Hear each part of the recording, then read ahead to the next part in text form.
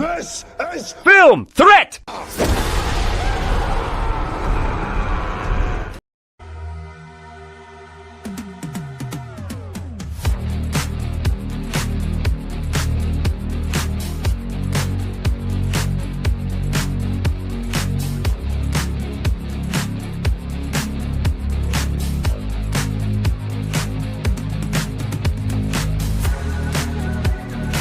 Welcome, everyone. Happy Monday. One battle after another is here, and the box office is in, and we will talk about it. Plus, J.K. Rowling and Emma Watson, they have had words, and we'll talk about their words. Lots to discuss. Our whole panel is here. And LA Comic-Con. LA Comic-Con happened this past weekend. I was not there. The first one I've missed, well, I've actually never missed one. Been going since Stanley's Kamikaze. We will talk about it. A couple friends of mine went, and they'll give me their report. So let's go. Let's start the show. Everyone's here. Let's go.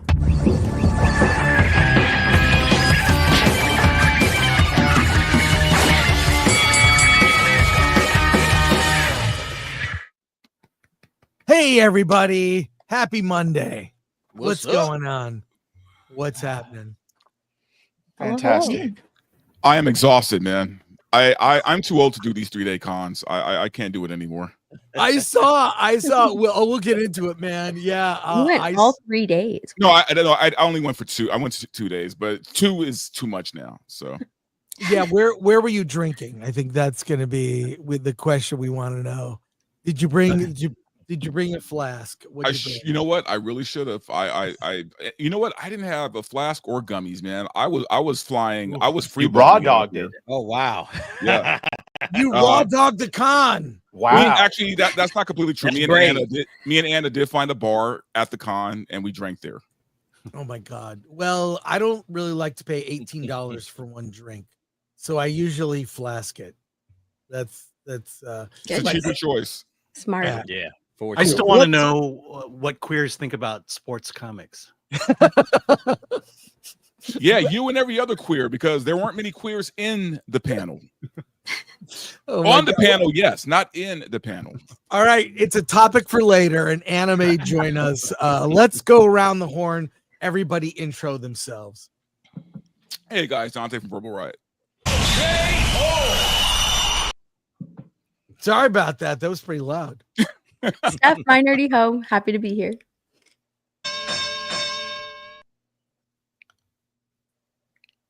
Do I say it again? What's up, everybody? Derek Anderson, the DA. Looking forward to the conversation. Yes, can't wait to continue to talk about Dante raw dogging the con. I think that's A-okay. Angry Batman. Hi, I'm Elaine at Nerd Cookies. I steal memes and share them on Twitter.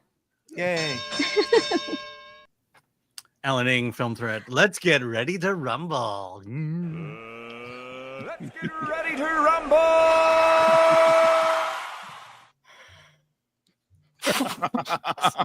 And I'm Chris Gore, and hey, everyone. Wait, Derek, did I get to you? Oh yeah. Yeah. Oh my God. I'm off my game, folks. I was at the Catalina Island Film Festival. I'll talk about it on Wednesday. Yeah. But, You were in a whole other country. Catalina wine mixer. It feels like another country going there. It feels like some European coastal city. It had a great time. Ken Jeong received Emperor of Comedy Award. That was the actual award. He was hilarious. Saw a lot of short films. I'll talk about it on Wednesday. Wait, Kim Jong-un from North Korea? I say he came all the way from North Korea? Ken Jeong. Oh, we left the last part off. J-E-O-N. Ken Jeong, not Kim Jong. Ken Jeong. Guys, Oh. I am. Guys, I'm going. Damn. I'm definitely going on a fast after this last weekend. It was insane. But let's get to the box office today. The big news for the box office. Oh, now I just want to say hi to people. Hi, people. We'll talk to our people in the chat momentarily. But hey, box office this weekend. Number one one battle after another, 22 million in 3,600 theaters. It breaks the Warner Brothers streak of 40 million plus openings. So, Go woke, go broke. well, I don't know about that. We'll get into it, but it underperformed for a movie that cost north of 100 million. I believe it's 140.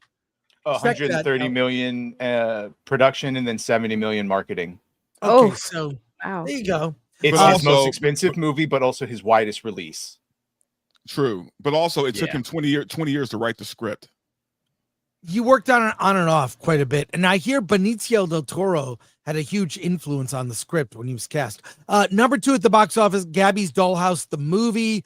Didn't see it, not the demo. 13 million. Number 3, Demon Slayer, 7.1 million on nearly 3,000 screens, and I believe the global box office for Demon Slayer is it north of Superman now? It's going to by the end It's of its going to run. be it. Yeah. Yeah. That's 600 crazy. Right now, it's trending to be the number 5 worldwide box office movie trending. But by the time we get to the end of the year, other things will probably push it out. But that's where it's going to be in about a week or two. All right, let's go back. So the question is, how fast will Avatar pass it? Yeah, we'll see. Right. Number yeah. 4, The Conjuring, Last Rite, 6.7. Number 5, The Strangers, Chapter 2, 5.8 million. Number 6, Him, pocketing 3.5. The Long Walk at number 7, 3.3 million. Downton Abbey, number 8, 3.3 million. Number 9, They Call Him OG, a movie. I haven't heard of that. I haven't either. What's It's a- that studio? It's an Indian Number- film. Number Oh. 10, Spider-Man 2. Yeah, it seems like now it's a trend. Every top 10 includes a classic movie because Hollywood can't make Mhm. movies that are classics like that. Number 11, A Big Bold Beautiful Journey, 1.1 million. What do we take from this box office? And mainly curious what you guys think of One Battle After Another, the box office for it. What do you think?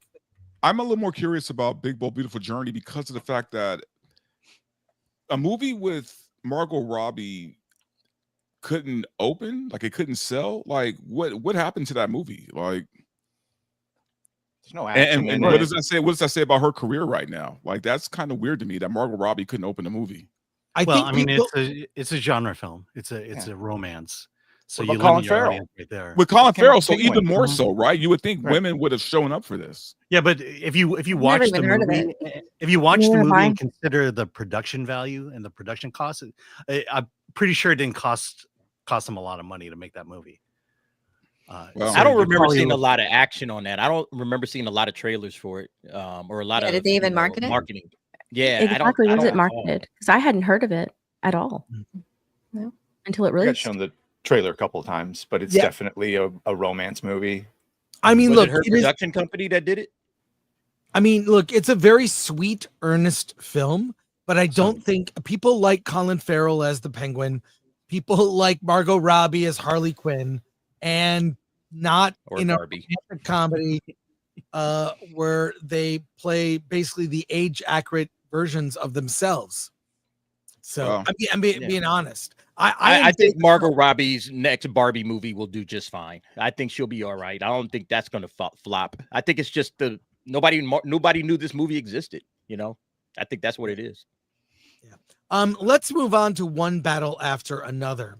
For those who have seen it, Alan and I saw it, and we could say we're battling people in the comments. I think Alan Ing had one of the best comments on X. I'll bring it up, Alan. You tweet, as Gary from Neurotic said this morning, you tweet like a 14-year-old girl. You tweet a lot. I'll bring that up. But for those that saw it, what is your opinion? Paul Thomas Anderson obviously has a great reputation. We can go through his movies and how they're ranked. And I have liked a lot of his films. I do find his movies are kind of for movie snobs. He's like a guy movie snobs tend to love. So he's And pretentious. Yes, it makes you feel smart, Well, if that you say that you like that PTA's movies, but I well like that a lot that of the- tracks, man. Because at the CCA last night, it seemed like everybody there loved that movie. Well, look, look, I've loved a lot of his Magnolia. I think is great. The Amy Mann music, it's I really love Magnolia. I mean, Tom Cruise, one of his best performances, and I he agree. plays a really unlikable character. So Paul Thomas Anderson always swings for the fences, doesn't always land. But There Will Be Blood, of course, I think is brilliant. But and Licorice Pizza, I really loved. I think it's his most earnest, hopeful film. One Battle After Another has some problems, but who saw it and what did you think? I'm seeing it this week. I haven't seen it yet. I haven't I seen did it. not see it. Sorry. I have no desire to see it because I think it's just more Oh, white no. people are bad, leftists glorifying left terrorism that keeps just in the zeitgeist everywhere. Everywhere you look, glorifying Antifa, basically. So yeah, I just have no desire to see it. Is that kind of the reason you think this thing maybe didn't do as well in the box office? Is a lot of people are not interested in this kind of a film right now based on what's going on in the country? I think Any that's thoughts on that. I think that's what it is. I mean, I really think there's people, it's one of those things. It's like there were a lot of movies about 9/11. Some of them very good. They all bombed. Every single one. Every single 9/11 inspired, or it was a backdrop part of the story. All of those movies tanked. Yeah, you know why? Yeah. Why? Because we lived through it. Mhm. Right. Yeah, We didn't they don't make we a don't need couple we don't COVID need movies? Hollywood to come along and show us what we saw live.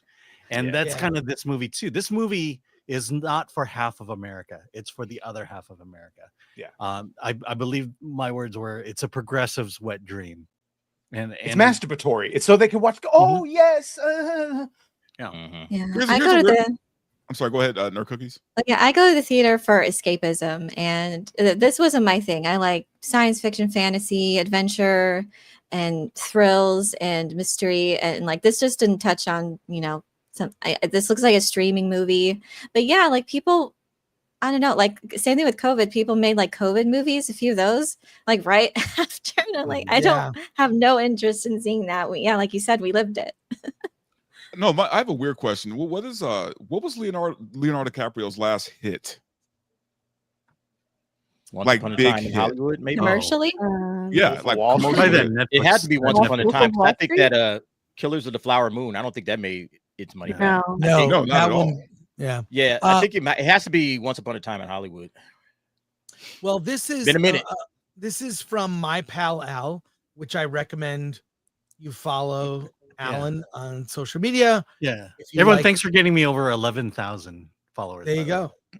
go. Critics of my review are saying I'm seeing too much politics in the movie and it's clouding my judgment. Let me ask you this. Why did you hate Sound of Freedom? Well, I would actually respond to that by saying critics didn't see Sound of Freedom. Very That's few true. critics saw Sound of Freedom, Alt-right porn is what they called it. but they disliked a movie they didn't see. Now, to be fair, I see everything. I see everything on both sides. I'll see movies. I don't care. Does it move me? Is it a good film? Is it a story? Characters I can get behind? And the people on the left didn't even go see Sound of Freedom, yet we're judging it. So having seen One Battle After Another, it didn't land with me. I think the main thing is a lot of the characters are unlikable, just extremely. All of the characters were unlikable. Yeah, true. But I think Gary pointed out, one of the best reviews on Rotten Tomatoes, because now the divide, like the critics is like 98%. The people who've seen the movie audience score is down to 77%. But one just said, if you still wear a mask in public, you will love this movie. I think that was the comment. But it really does talk about the divide here, Alan. I think this is the best post I've seen about it. Do me a favor, scroll down to Disparu's comment. Okay, I will. We'll do Okay. that. He posted an image of someone who read this graphic he posted, because people criticized me for basically they said we saw two different movies. So read this. Yes, and this is from someone who loved the movie. Okay, Badger, read yeah, read that. Read that. Let's be clear about why that could happen. One Battle After Another is a movie that connects with the movement we're in like nothing you've seen. And the moment we're in is like nothing you've seen. As the United States gets pushed day by day, closer and closer to autocracy, that's a situation that ought to be setting everyone in the country on edge. Yet it's part of the nature of autocracy to narcotize people into numbness, delusion, fear, and a kind of self-perpetuating apathy. And that's what seems to be happening in America right now. Yeah, you Gavin, stop there. yeah, but, the rest of the but my article, Gavin point is is some polarizing people. Yeah, right. But my point is, we saw the same movie. yeah. I mean, So- it's a political movie, 100%. Oh, someone I said it's kind of like, to me, it's peak progressive propaganda. I mean, frankly, it truly is. And I feel like Paul Thomas Anderson may have been influenced by other people. He said he worked on this for over a decade. He was on and off working on this script. It's an adaptation of a Thomas Pynchon novel, which already sounds pretentious. Let's go to IndieWire has a piece of ranking talking about the best Paul Thomas Anderson movies. I'm sure you've seen some of these. By the way, if The Savant came out, they would be saying the same thing. Oh my God, how amazing and relevant. Go look on the things for Peacemaker when they went to the Nazi world. Oh, how relevant the authoritarian. Oh, it's not relevant, but they flooded the zeitgeist with it. And so all these people think now is that Nazis. Yeah. Well, I'll tell you, I'm not going to bury the lead. One Battle After Another ranks as his fourth best film, but we start with number 11, Hard 8. Number 10, Junin. Number 9 is Inherent Vice, which came out in 2014. Boogie Nights, number 8. It ranked ahead of Boogie Nights? Are you kidding me? Wow. Boogie Nights is phenomenal. Phantom Thread is number 7. Okay. Licorice Pizza, number 6. Punch Drunk Love, number 5. Number 4, One Battle After Another. Number 3, The Master with Philip Seymour Hoffman. Number 2, Magnolia. Yeah. Which that's my favorite of his films.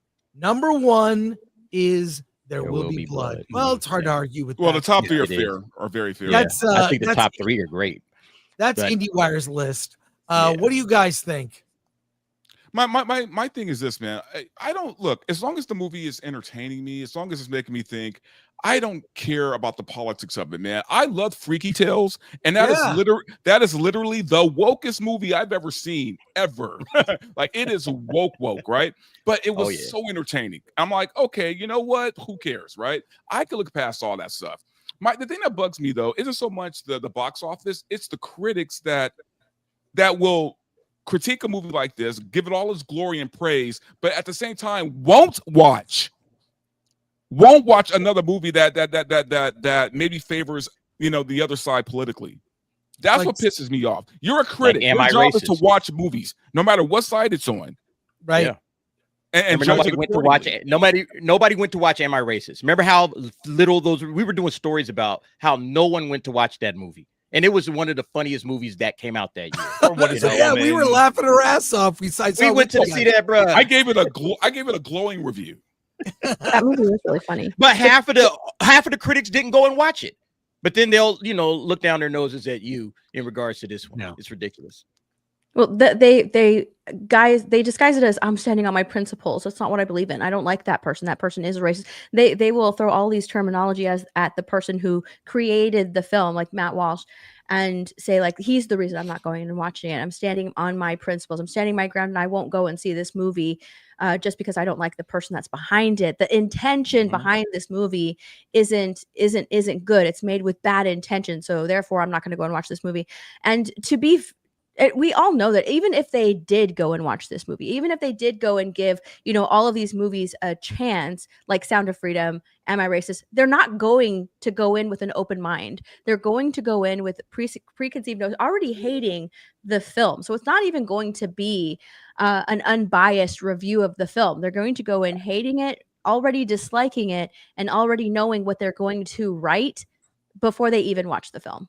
So either way, even if they do go and watch it, it's going to be the same result. They're going to hate it regardless.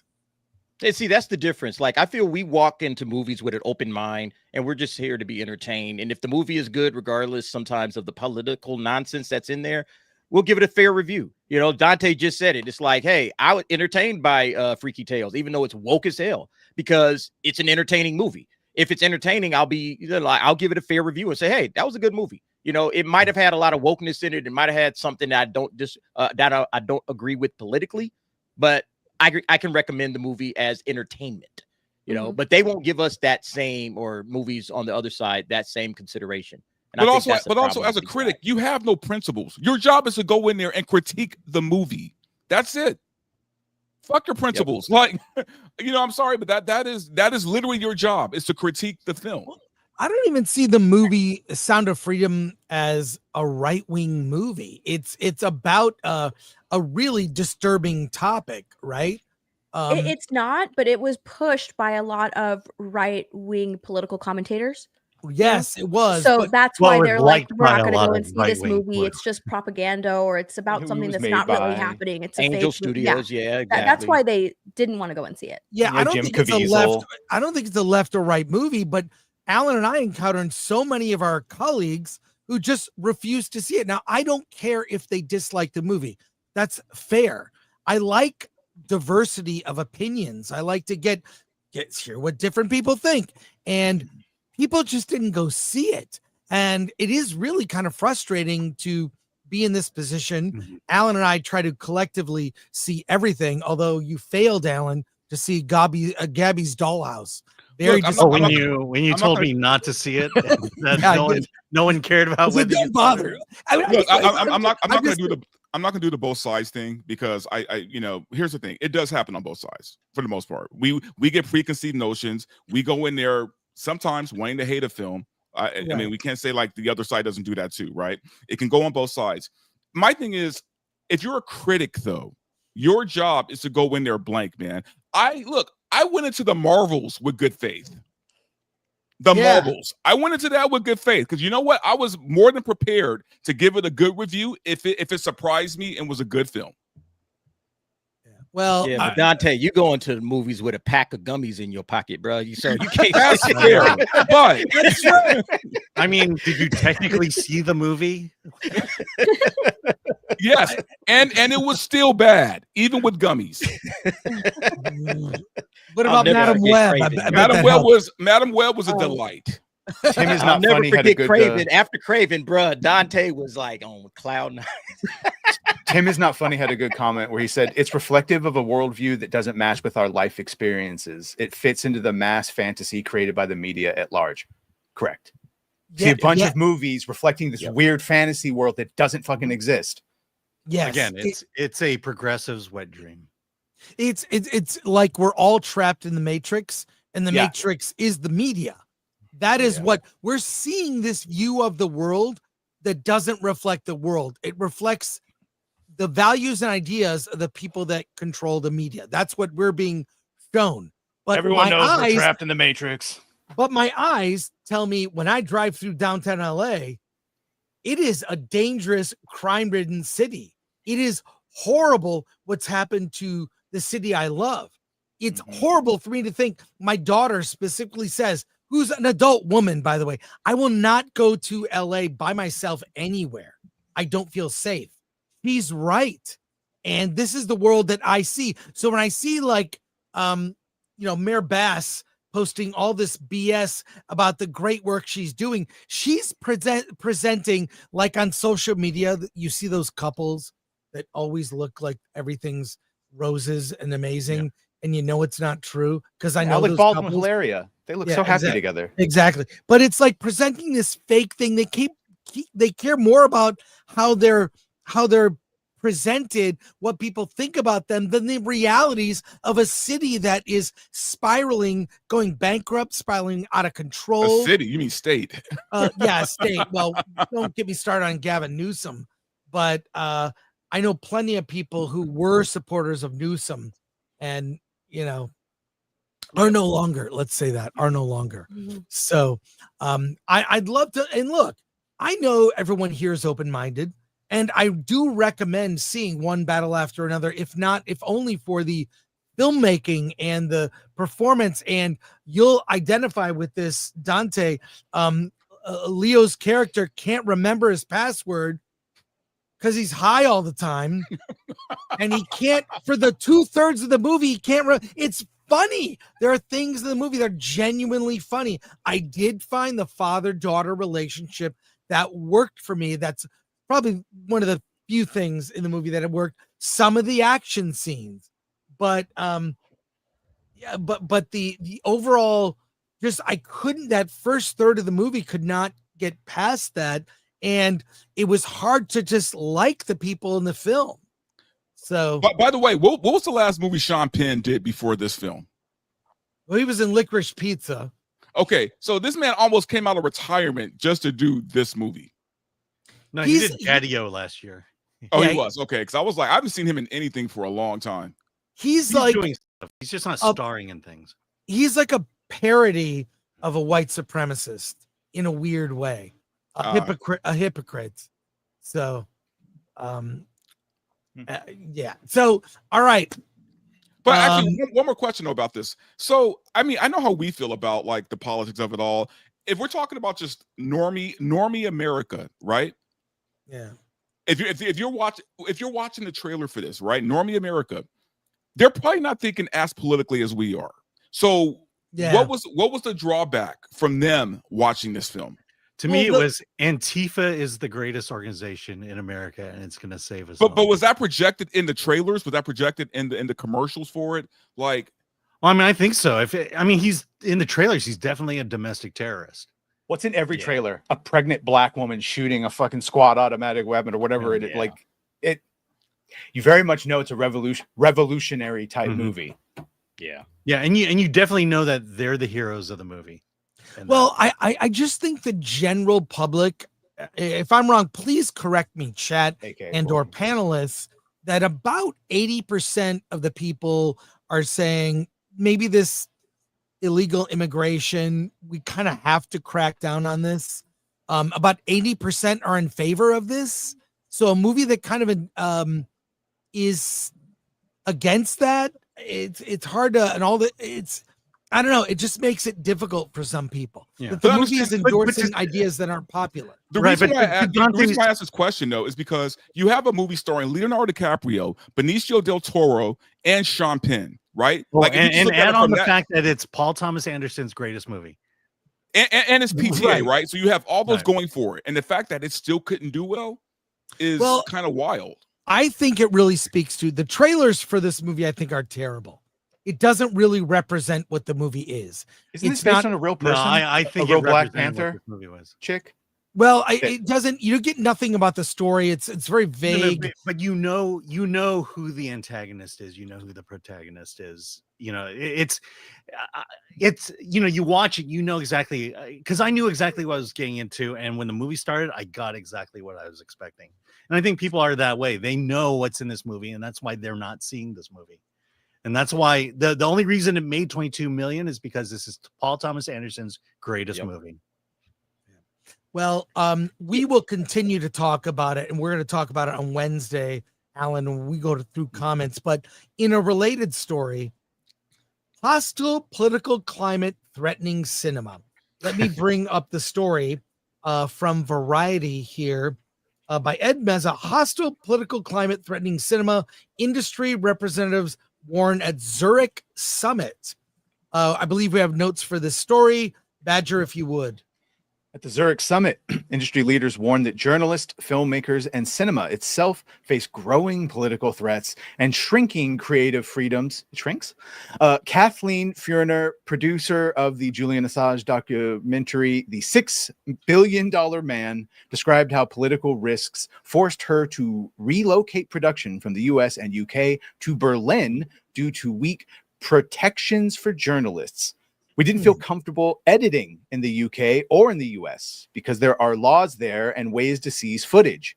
Yet, even in Germany, she added, we started to see that journalists were challenged there in real time.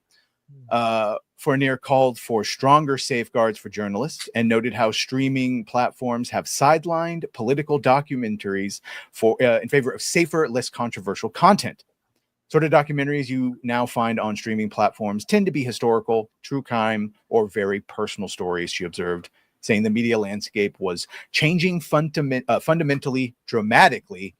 Stephen Follows, a film data researcher, sharply criticized the industry's risk aversion, saying companies lack the courage once seen in 1970s cinema. Film industry is fundamentally risk-averse and scared and cowardly, he argued, pointing out how bold works like Bowling for Columbine once secured major releases. Chairman of MK2 highlighted how far-right groups increasingly attack films and filmmakers on social media and in politics. Culture is under attack and cinema is under attack, he warned, citing challenges to France's National Film Center and public television. While acknowledging the tense climate, David Unger of Artists International Group expressed optimism, recalling how past works like Guess Who's Coming to Dinner once provoked controversy but later gained acceptance. For us to have this dialogue here is important, Unger said, stressing the need for open discussion about the future of the industry. Despite winning Cannes' Golden Eye Special, jury prize, and earning phenomenal reviews, The $6 Billion Man lacks a U.S. distributor, with Fournier noting, people love the film, but it's a difficult film. It talks about Trump. It talks about the deep state. Well, Alan and I are about to, we're going to review a movie in the coming weeks called 2 + 2 = 5. It is a movie that is, it's part biopic of George Orwell. No, it's a documentary. It's a documentary. Well, it's a documentary, but what I mean is it tells the story of George Orwell, the person, his influences, who he was. It talks about Animal Farm. It talks about his, obviously 1984, but it really is one-sided in the way it presents things. In the typical, I mean, we saw a documentary series about Barney the dinosaur last year that I thought was really great up until the end, when they tried to compare people who criticize Barney the dinosaur. It's called I Love You, You Hate Me. I thought it was great. Except at the end, they showed footage from January 6th. Like, it's like, does everything have to be J6 about Barney? Other than that, it's a great doc. I know the filmmaker, Tommy Avalone. How did Barney lead into January 6th? I called him out on it. I said, Doc's great. Why did you do that? It's like, are they expected? I really feel like you can get funding for a documentary if you decide. You guys remember, like, you hear the stories of the Hollywood blacklist back in the 50s. This feels like the reverse of that. Like, everything was anti-communism. Like, if you hadn't communistic type storylines or whatever, you know, you weren't allowed to put that out there in the Hollywood. If you had anti-communistic storylines, you would probably get a little bit more, you know, love from the studios. It feels like the opposite of that. Like, if you have a political slant, it better be to the left, because if it's to the right, you're done. And then even if you have, like, that's crazy to me that you throw that at James the end of a Barney documentary. That's wild to me, man. Yeah. That's James Woods, the perfect example of this, to the point where in Oppenheimer, they used like a book that he wrote and he was a producer, and they asked him, like, can you just not say anything about you being a producer? And it was only in like the end credits that people were like, wait, James Woods? Yeah, but my understanding is the exact opposite, that James Wood wanted to protect the movie and had his name taken out. But that's the point. Because why? Protect it from what? Well, the I mean, mere they didn't mention of his ask him to name. pull his name out. He offered. Forgive me. He's My the- point being that it's so contentious that yes, he can't even be associated, and he certainly doesn't get mainstream work anymore. Let me finish my point here and say documentary film in general is compromised. Mhm. It's compromised. I believe if you up front, before you've even made your movie, say, this is what I'm trying to say, you will get funding. And there are fewer sources for funding if you don't toe the line. I'm just saying it. I mean, what I'm saying is the way they framed what's happening. I love a documentary where a doc filmmaker says, I'm going to see what happens. Where does the story take me? And then come to a conclusion. The conclusions are up front. And then the movie ends up pushing the agenda. Let me talk about 2 + 2 = 5. But half the movie is George Orwell's story. The other half of the movie is Trump is an authoritarian, and that Trump is the most dangerous thing to the globe at the moment. No, wait a second. I wouldn't mind if they did that and looked at the 4 years between 2020 and 2024 and things that happened then. If you're going to critique equally. Right. But in this case, it's like Republicans are evil, and no Democrat in this movie is ever criticized for anything. And look, it's true that Orwell was a democratic socialist, but at the same time, he understood how far the left can go, how far communists and socialists can go if given unreigned power. And he was equally afraid of that from his people, from his own belief and his own political stance. But this one just ignores that and just says Trump is evil. The greatest fear you have today is Donald Trump, and that's the conclusion at the end of the movie. We're gonna get to comments, but I want to move the show along because we have so many topics. Speaking of evil, Trump floats 100% tariff on foreign-made films once again. Now, I do think this is a threat. It's an empty threat. And maybe it has I'm going to have you read his post from Truth Social. I believe the intention behind this is to bring production back to America. So many movies are shooting outside of the U.S. Here is the post here. I'm going to blow it up so you can read that, Badger, if you would. Our movie-making business has been stolen from the United States of America by other countries, just like stealing candy from a baby. California, with its weak and incompetent governor, has been particularly hit hard. Therefore, in order to solve this long-time, never-ending problem, I will be imposing a 100% tariff on any and all movies that are made outside of the United States. Thank you for your attention to this matter. Make America great again, President DJT.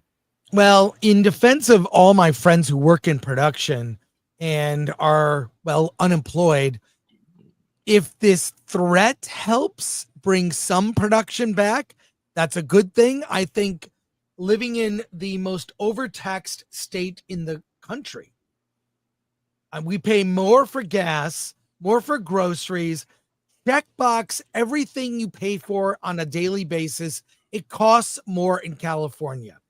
And with a pen, Newsom could change that.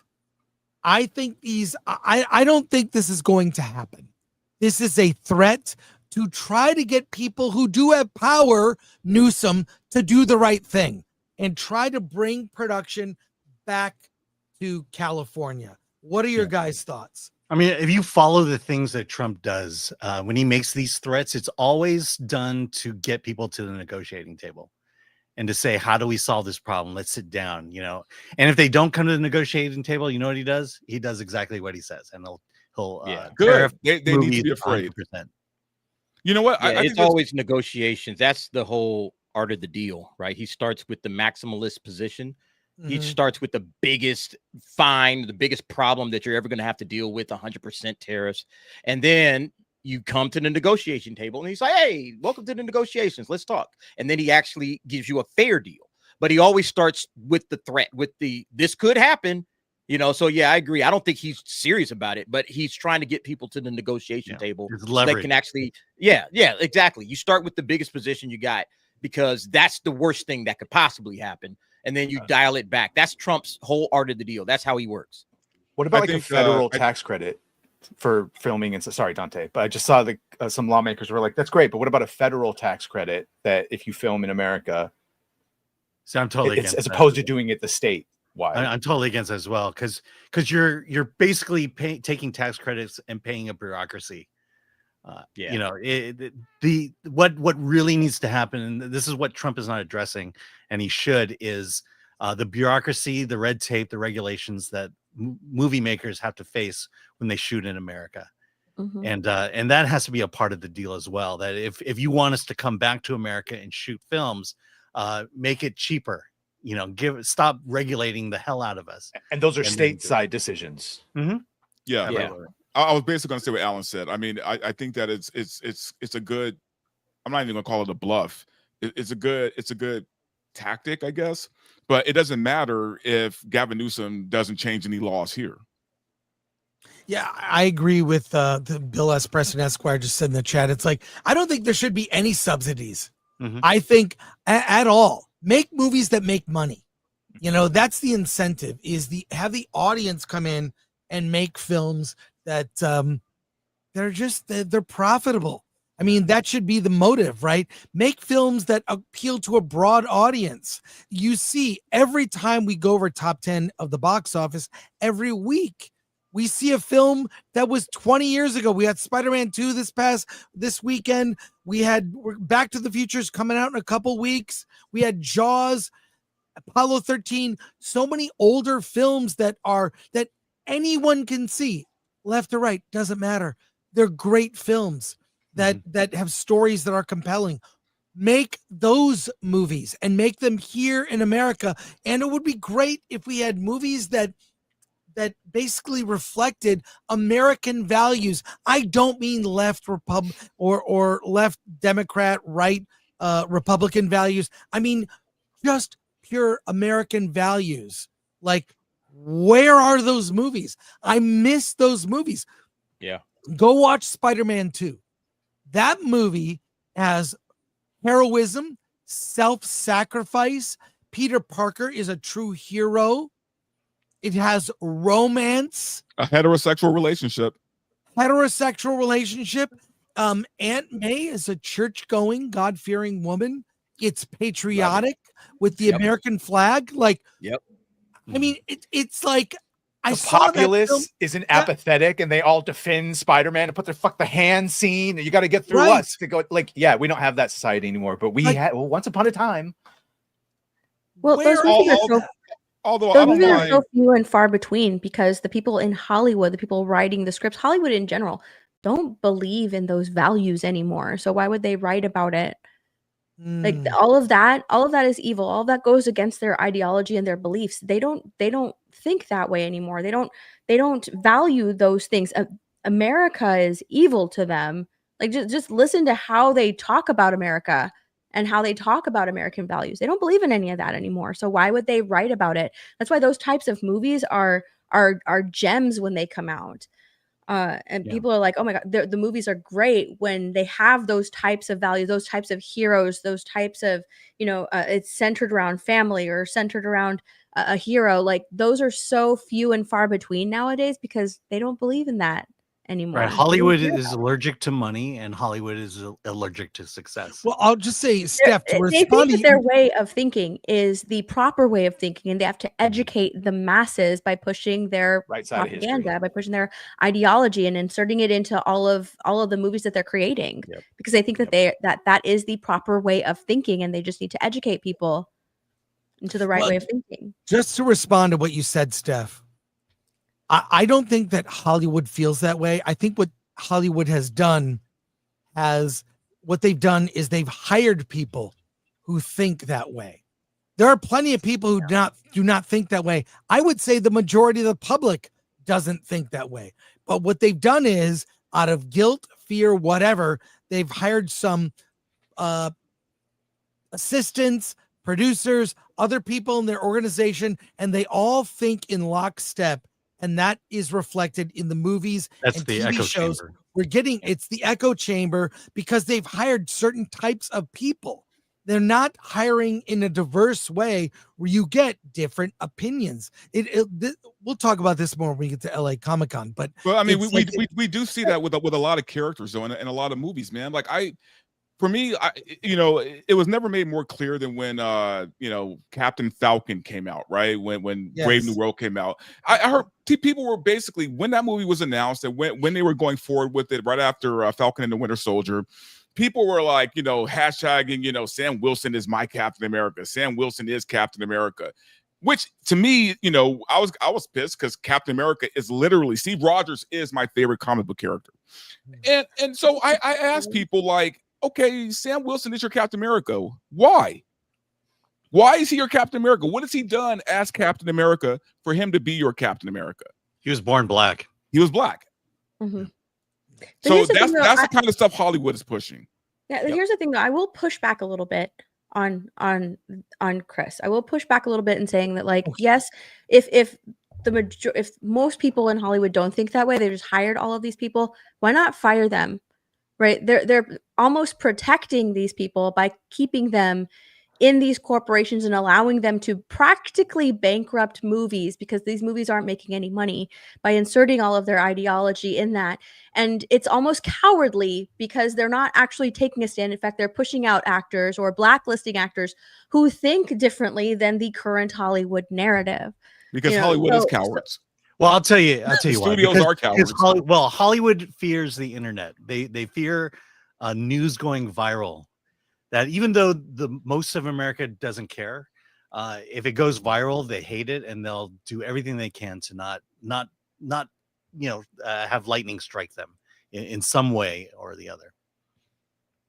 It's almost as if they haven't yet learned that people don't care about all of the woke agenda, all of this ideology. We just want to be entertained, and if you make a good story, then people will go and support it, as opposed to making this movie that pushes all of this ideology, like Black Captain Falcon, or basically anything that Marvel's put out lately, and then have their actors go out and promote it as, oh, this is the first thing. This is, race is very important. And have that be the topic of conversation as opposed to what the movie is about. Because I used to enjoy watching movie promotions because we would get snippets of the movie and they would talk about their character as opposed to the race of their character, just very skin deep things about the character, like, oh yes, it's very first Black Captain America, very proud to be representative of blah blah blah, as opposed to talking about like the heart of the character, what they're all about. And now that's basically all it is. It's just we're the first, like with Rings of Power, I'm the first Black dwarf, and I'm representative of all of this. And House of the Dragon. I am the poster child of representing all this stuff. It's so annoying to the regular movie going. Leslie I don't care about any of that. How many times do we have to teach you this lesson, old man? Type of thing. Facts. Like it just keeps happening and happening. Yeah. Yeah, and like Kathleen Kennedy burned down the biggest franchise in the history of film with the very things that Steph's talking about, because she decided to push the Force is female over the franchise. This is more important than Star Wars or Star Wars fans. And now Star Wars is sitting at the bottom of the ocean. Why? And they won't get rid of her. I don't understand it. She's still there. She's got tapes, dude. She's got pictures and tapes and audio files, and she's never leaving. Well, I was going to say the irony in all this too is it's not that hard to make a good, diverse movie, right? We watched F1 last night, me and Alan, again. F1 was a very diverse movie, and it was very good. And you know what? It didn't preach to you. It didn't preach at you. It was just a good movie that was diverse. Yeah, but you know what they're going to say? It wasn't diverse, and you had a black guy that played second fiddle to a heteronormative white guy. Badger, I haven't heard Still that. Never enough. I haven't heard any of those complaints. Yeah. All right. Like, that's the thing. I haven't heard about that movie. I've heard good things. They don't use. It's not woke. It's not pushing an agenda. It's just a good movie with a diverse cast, and that's fine. You can get that done, but they won't do it. They got to push the politics alongside diversity, and that's where it gets screwed up. Yeah, and it makes you look forward to the next one. It actually makes me want an F1 Days of Thunder crossover. Yeah, because the movie was so good. He's not working on it, which Alan couldn't secure for us. You're best friends now. Yeah, I want to show a post from the Babylon Bee that kind of touches on what we're discussing, kind of end the conversation about this here.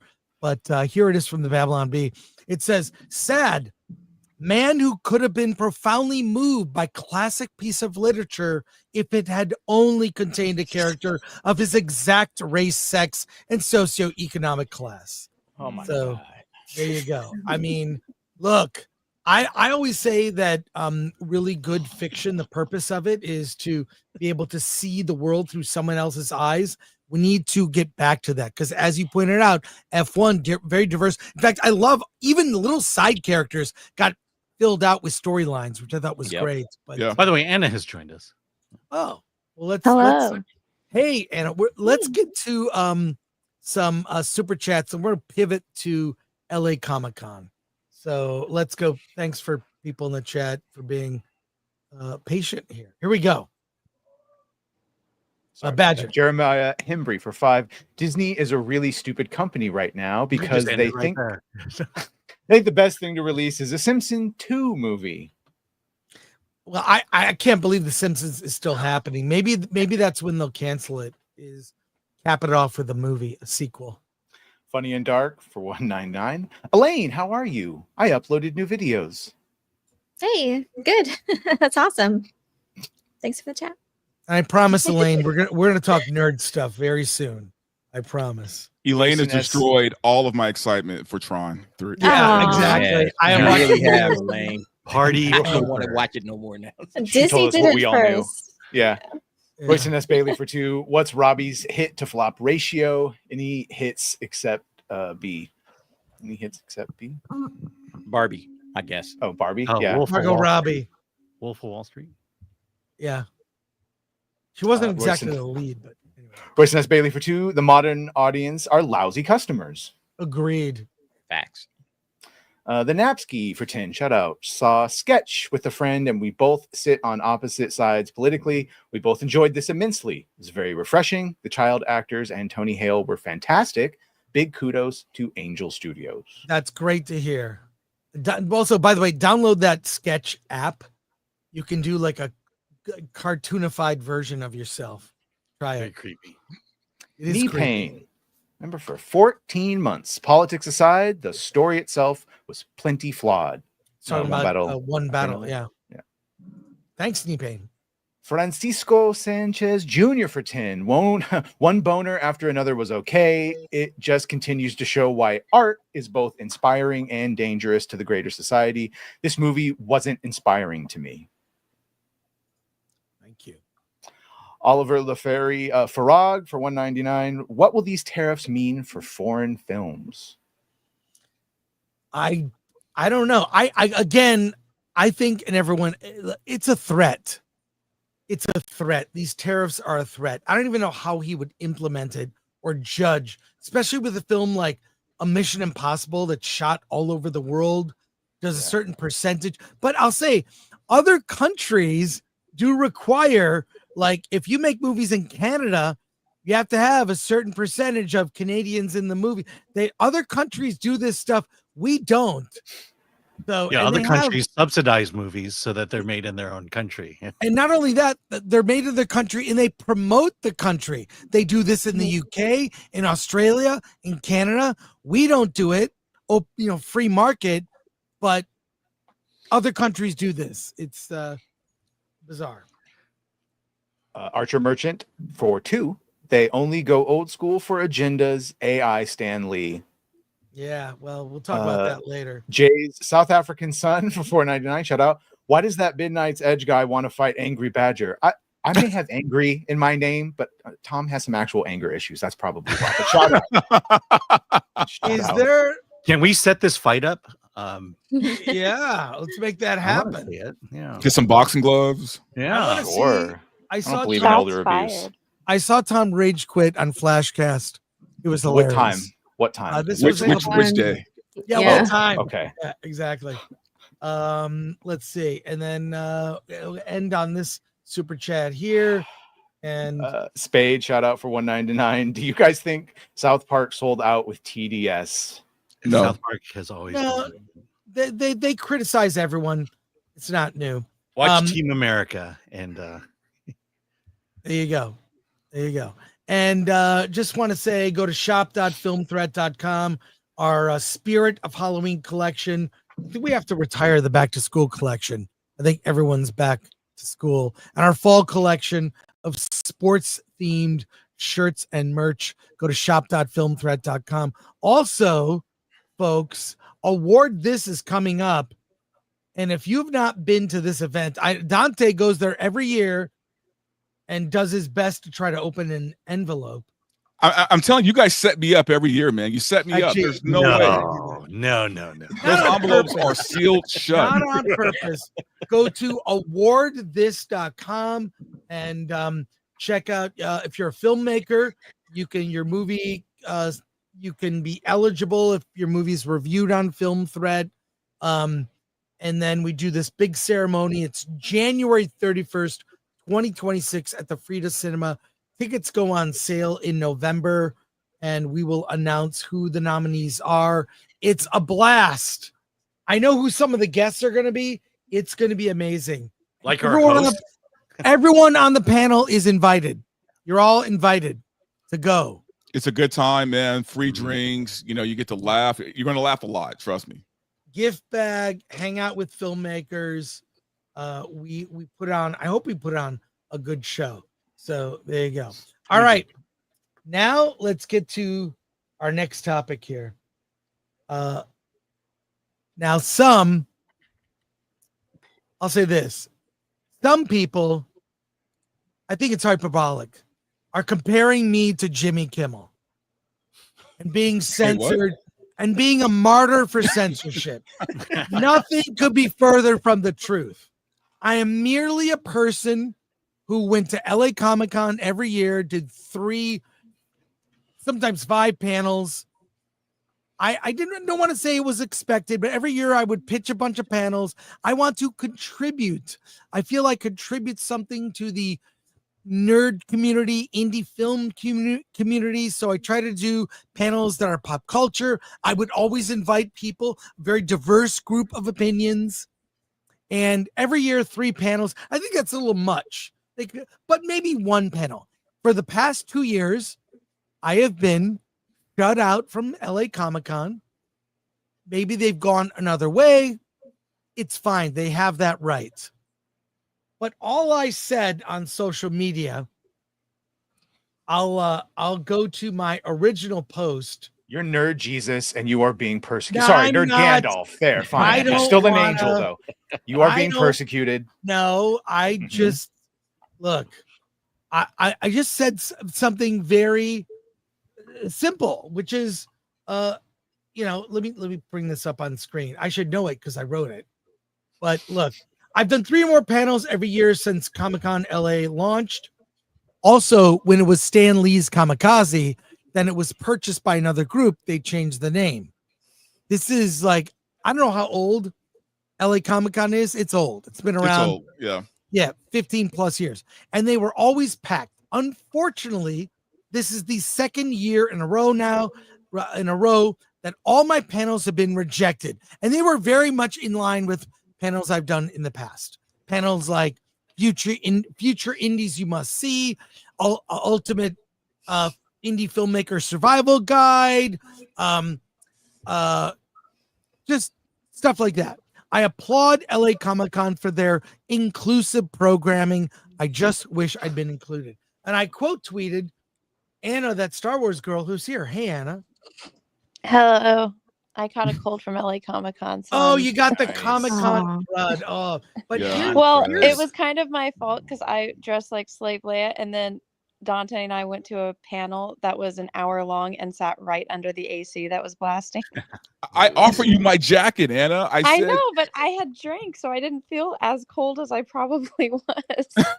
Well, here's what we got here. It's like, here's gay geeks and where to find them. Very easy. Grindr.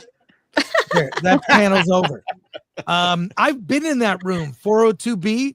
That's a decent sized room. It is. Afro weirdness and the urban superhero 18. Dante, plus. you went to that one, right? What does that even mean? I don't know what like this that. even means. I like that idea, like Afrofuturism. Like I like that. It's a whole new like subgenre. And why is it adult 18 only? plus? Yeah. Yeah, exactly. That's the big question. Why does this have to be 18 Well, plus? That's the question there. Trans masculine representation in entertainment. Oh God. Okay. And queer sci-fi on a budget, DIY world building for indie creators. Now, I don't know why. Could you just call it sci-fi on a budget, DIY world building for indie creators, and then it appeals to everyone that includes queer people? And by the way, I have no problem with any of these panels. None at all. None of them. Please do them. But what I would do is scale these panels for the audience that is interested. Anna, you actually went to one of these panels. I saw you and Dante. Yeah, There we went weren't a to lot of the people there. like queers writing and sports comics. Yeah, I'll have to bring up your post. And Dante had a better video than I did, but it's Okay. I'll go to Dante's. it Well, was so packed. There was like 5 people there, and Dante and I were 2 of them. Yeah, well, I gotta find Dante. I here. literally at one point literally bit my lip because I was about to burst out laughing at the worst like time because somebody was giving a talk about how, you know, if they weren't able to transition, you know, and you know they were big into sports, and if they weren't able to transition, they were going to delete themselves or something like that. But it sounded so. It sounded like a bite, right? It sounded like a sound bite. It sounded so, I don't know, generic. And to watch all these out of shape people talk about, you know, sports, I almost started laughing. Yeah, well, I'm gonna find the video from that panel, but Anna, you were there. You and Dante were there. What do you think? What were and like I say, there's room for all those panels. You gotta scale the room to the audience, and I know for a fact that San Diego Comic-Con will count the attendance of people at the panel. They factor that in next year. So the following year, like, hey, we did this panel, this many people showed up. We need a bigger room, or we need to scale the room smaller. The panels like San Diego pay attention to those kind of details. But and I say do all of these panels. I don't think the panels at LA Comic-Con were gay enough. I'll go that far. But they've done it in the parking lot based on that number of people. Well, but what did you guys think? And I'm going to look for your thing, Anna. Go ahead, Anna. You speak on this. There wasn't really that much. Like the biggest panel, I think, was the one that we went to. That was for Craig Miller, and then the ones that they have on the main stage, obviously. But I mean, if you actually go through the LA Comic-Con app and look at all the things that they had scheduled for the programming, it's like, I feel like they were just scraping bottom of the barrel type of panels, which is really bizarre that you got denied considering you would have actually had people in your audience. Well, I try to get diverse opinions. Get to really remember that one. It was standing room only, and it was Dante. It was you, Alan, Paulie from Latino Slants. Ripa. Ripa was San Diego. Oh, you're right. Gary Ripa's was there, though. He's never been to LA Comic-Con. Right, Gary. It was Gary, and it was Gary. Yeah, Nerdrotic, myself. I think Anna, you were on that panel too. It was packed. If you go to, I've got the footage here of the queers in sports panel. Okay? I want to see what's happening here. Let me right here. Sorry. There, DA. Like, let's hear what's going on here. Right, makes it really fun. So for me, it's just like a really fun sandbox to get to like draw sports and make them dramatic and gay. Kind of the same challenge for me, except like normally in my comics. In my video, I did a scan of the room, so you see like the entire. Yeah. This is better. There's like intimate action, but like the mask. Good. Of course, there's a mask. I think why are people still wearing masks? I mean, is it a psychological thing? Yeah, it's their MAGA hat. Also, look how virtuous they are. Is that kind of what it is? So okay, but you can see there's nobody in that room. Well, yeah, Chris, if you play my video, you get a full scan of the room, and it's like because I mean that was actually the more busier part of the room.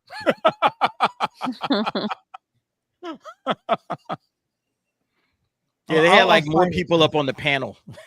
Oh, yeah. Those were their friends in the audience. Oh, absolutely, it was. And yeah. they were so excited because Dante and I got there like a few minutes after they started, and they were so excited to see more people come in the room. Oh, a black Damn, man! we We're knew. talking about sports! Yay! Should've just laughed at him. Yeah, I'm looking for it, Dante. Yeah, no, I just put the link in the chat. So. Okay, great. But look, I don't want to, I resisted saying something about it, but let me say for the record, the only reason I posted about this last Friday is because so many people were saying, what are your panels? I usually put out a graphic with a list of here's the panels, here's the panel room, all the info you need, because everyone's saying, when are your panels? What are you doing? So many people reached out. I had to say, I'm sorry, I'm not going to be there. So I finally had to say something. I didn't want to say anything, frankly. I was just going to ignore it and just like, hey, I'm just not there. But people were asking. So here's the video from you, Dante. Follow Verbal Riot Show. Let me show this and share it. This will give you an idea of the room.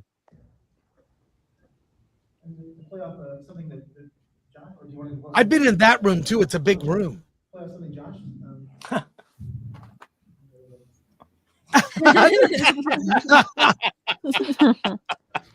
All right.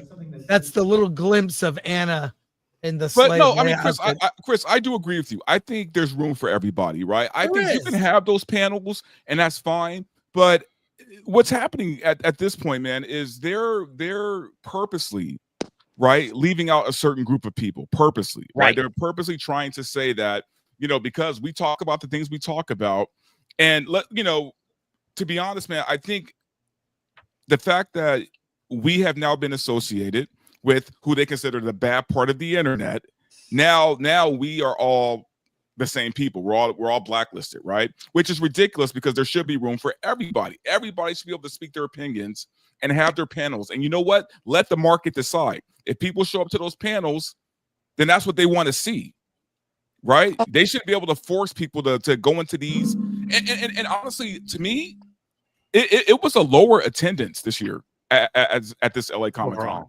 There wasn't that many people there. I mean, having gone to LA Comic-Con, which is a huge con in California. It's one of the bigger cons, and I've seen it grow. I like to think I kind of helped promote it and helped it grow by bringing people in and then promoting, that I'll be there. I'm not paid to be there. I merely get a badge. That's it. I get no special perks, nothing. But I agree with you. And I've been around the nerd community a long time. It is the most open, accepting group of all, of any kind of group of fandom are geeks. Dude, nobody harasses the furries. The furries are, they're free to have fun and do their thing. They frolic in the distance. It's fine. But look, the fact that your panel was packed out to the point where there was standing room only, and this panel is empty, that should tell you everything you need to know. Like, why would you not have this panel, which is produced, like a packed out room? Why would you not have that?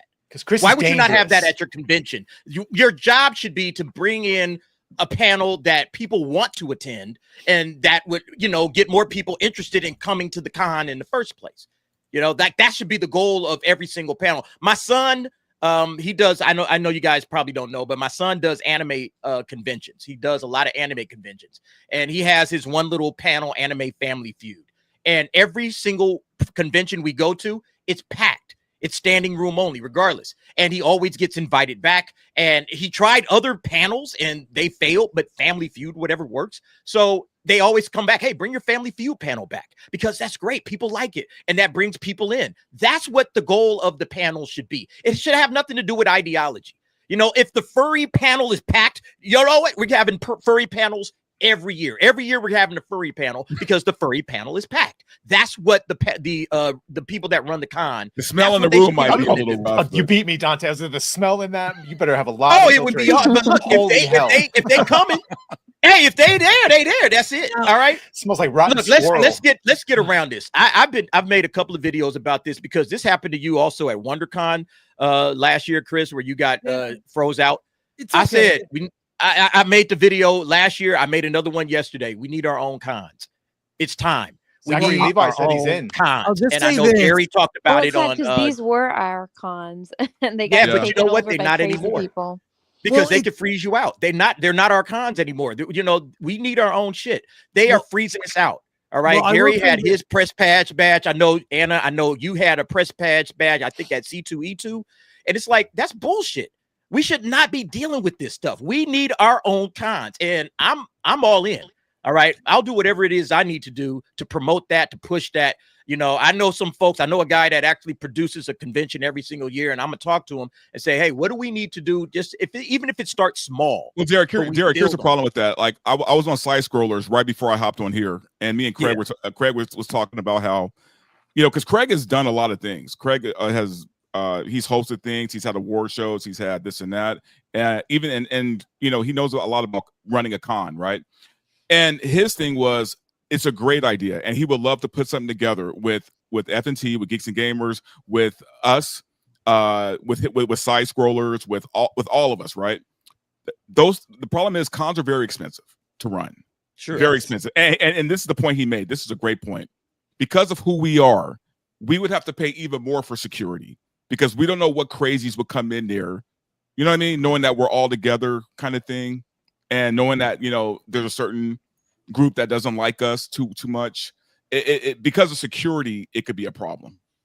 Well, I'll say this.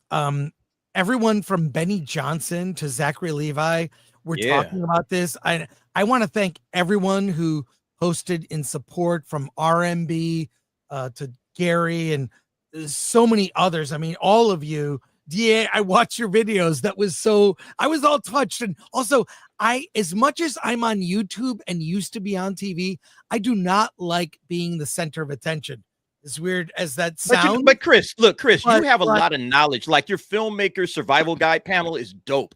And there's a lot of knowledge that can be shared amongst people that want to make films, want to get into filmmaking. Right. And I feel like a lot of independent content creators, they don't know where to go. They don't know people that they could ask. And it would be awesome if there was a convention of just creators, young creators that are looking to get into comic books. You know, you could bring Ripper in and say, hey, here's how I got started and here's what you can do. And then, you know, novelists, you could bring in filmmakers. You could have a wide breadth of people, Robert Meyer Burnett, that, you know, and yourself as well, that know the back and the front of doing something independently, because I feel like we sit on our hands too much and we keep going back to Hollywood for our entertainment. And I think we need to start bringing it back and say, hey, look, we can entertain as well.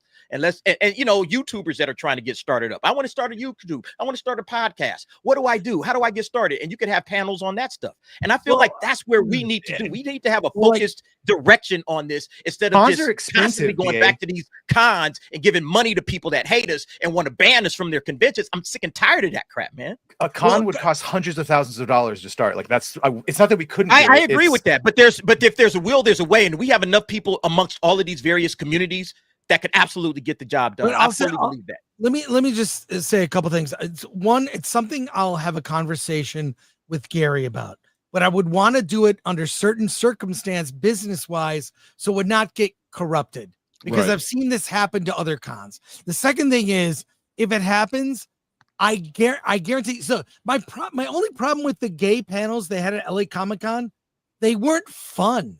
They didn't look fun. If I were going to do a gay panel at RebelCon, it would be the most fun gay panel, because I remember when gay culture used to be fun and cool and hip, and now it's exclusionary and it's about hating other people. And as someone who grew up inspired by filmmakers like John Waters, and among others, like, where is the fun in gay culture? Now it's about division and hating you because of this. Where is the sense of humor? So I promise, if RebelCon happens, we will have the coolest panels, because I feel like whenever I'm pitching a panel, I'm holding back. I'm holding back because I want to get my panel approved. I'm not doing that anymore. if RebelCon and Gary we were talking about maybe not a meetup, maybe it's just a con instead of because the meetups get big. Yeah, Sparkle, the gayest panel at the con. We'll get Mark Malkin. So what I'm saying is, you know there's what? Maybe next year I'll apply for some for some panels, and I'll name it that, and you guys can all come on. Yes, please. Let's. But That's a great idea. I really miss gay culture isn't cool anymore. It's been overtaken by activists, just as everything is. A gay culture, as someone who's had gay friends my whole life, my uncle who served in the military came out as gay later. Nobody cared. I've been around gay people my whole life. When did you stop being fun? When did gay shit have to be in? Gay shit doesn't have to be in everything. We peaked at Will and Grace and at Birdcage, I think, and then it was all that was it. after. I remember looking forward to seeing cool gay shit, or even going with friends to the cool, fun underground gay bar. That was fun. But when did gay shit stop being fun? Yeah. What are you gay? Make gay culture cool again. Thank you, Cameron Scott. No, but I'm being serious about this. It's no longer fun. None of those people on that panel were fun. They were not. All of that shit was quote unquote the Q, right? It was all the Q. It wasn't the L, the B, the G, or the B. It's the Q's and the T and the Q's. Yeah, that's the problem. So yeah, gays can be fun. No, gays, I'll tell you this: if you look up people that are happy in marriage, it's always the gays. Two men just seems to work. The least happy, the two L's. The lesbians, yes. The two L's. But okay. What do I know? Hey, no, that one lesbian on the panel was really happy to see me. She even made a point to talk about Star Wars. Oh my God. By the way, Anna got so many looks from lesbians at that con. As we're walking around, I saw so many like butch chicks like do like second and third takes on Anna like the whole time. I mean, Anna was the star of the show with the lesbians at at Comic-Con. I think that makes Anna the B. Wait, sorry, Alan? I was gonna say that makes Anna the B in the B. Look, I'm saying if something like a RebelCon happens, I want to be involved up front with some smart people. And I'll talk to Gary in spite of just saying that. But I'm saying, kidding. I love Gary. But Chris, you know what? It's not just that gays used to be fun. It's that the cons used to be fun. I'm gonna be honest. Yes. This con wasn't fun, dude. It wasn't that fun. Like, it was. I had a good time because me and Anna were just clowning around. But other than that, like if she weren't there, I would have been miserable. Like I probably would have just left. Like it was not a fun con. But I'll just say the thing is this: where the fun has been sucked out. One final thought on this. We'll go to comments. Is everything's become too corporate? Why does Star Wars suck? Too corporate. Why do these franchises and Marvel they suck now? Everything is too effing corporate. Cons are too corporate. The cons that I continue to go to and always support, couple weeks, Monsterpalooza in Burbank. I love Monsterpalooza. I'll be there. You'll find me at the hotel bar. I'll be walking around. Love me some Monsterpalooza. That is a very anti-corporate con. It's all the dealers are just, regular folks trying to sell cool art and posters and collectibles. It's not corporate. Everything that gets taken over by corporate interests starts to suck. Yep. And maybe that's happened to LA Comic-Con. I don't know. I wasn't there this year, but I do know the owner of LA Comic-Con. And she's very anti-corporate. So I'm surprised she possibly allowed. And I ran into her a couple months ago and I even asked, I said, I wasn't at your con last year. I wasn't there. And I asked her, I said, I submitted panels. I'm not going to bother to submit. Why would I waste my time submitting to your con when I already know that my name pops up and you don't want me? There's a person there. There's a person there that doesn't like me. And I know who it is. And nothing I can do about it. People are free to not like me. That's okay. I got people like me that don't. That's life. I'll take it. but RebelCon. But there has to be a already- certain level of respect, man. I mean, Chris, you're. I know you. You don't like to brag, and you don't like to, put yourself up there. So I'm going to do it for you. No one has more credit, more nerd credit than you do.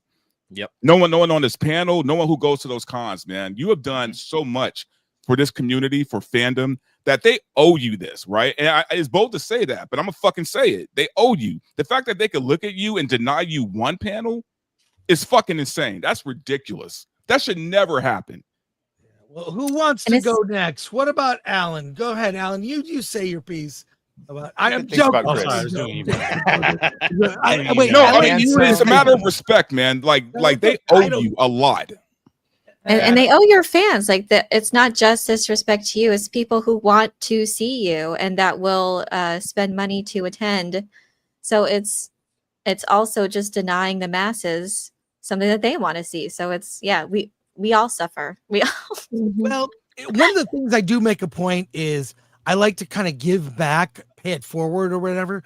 I will give people phone numbers, websites, emails, things that will help them with their projects. That's the indie film panel. I want to give resources to people so they can get stuff done. I regularly say, email me. I'll give you the Kickstarter, how to get crowdfunding. There's things I just make it a point because let me blow you now. Yeah, my turn. No, I want to help. Chris, I want to help. If you just stream and then you meet him, Chris is one of the most giving, nicest, but all that don't meet your heroes. No, fuck that. I've had an amazing experience meeting my heroes. Chris has been one of the most giving, open, phrasing, anything I needed, he's always there. Yeah, it's a crime that they would deny. Right. It's a crime. Who wants to go next? I'm kidding. Look, I've already said my piece, but to me, this knowledge must be handed down. Pass on what you have learned. Chris has a lot of knowledge. He's been around for a long time. He's a legend in the game. There's no reason to freeze him out of cons because you don't like his politics. There's a lot of filmmakers that go to conventions or people that are in the creative space that go to conventions. And in my opinion, this is what the creative space needs. Which is why I say we just need to get our own cons, and that way we don't have to worry about freezing anybody out again, because this is disgusting. It's disgusting. I made a video. I'm telling you, I made a video a year and a half ago about this when you got froze out at WonderCon, and I didn't even know you at that time, but I was pissed off. I was pissed, man, because I was like, why are you not giving this guy an opportunity to share his knowledge? All right, that's crazy to me. So, yeah, I feel like this is the number one reason why we need to, I'm serious about this, man. We need to get this cracking. Stop the Take care of censorship. religions. Yeah. And the thing is, I would want gay creators and gay panels, but I would couch it in please make it fun that will actually attract more people. And you might discover an interesting gay comic creator that I never thought of it that way. But what I find that the people who speak on behalf in these communities, they're not welcoming. It's not welcoming. That's why I'm just not a big fan of the whole identity thing.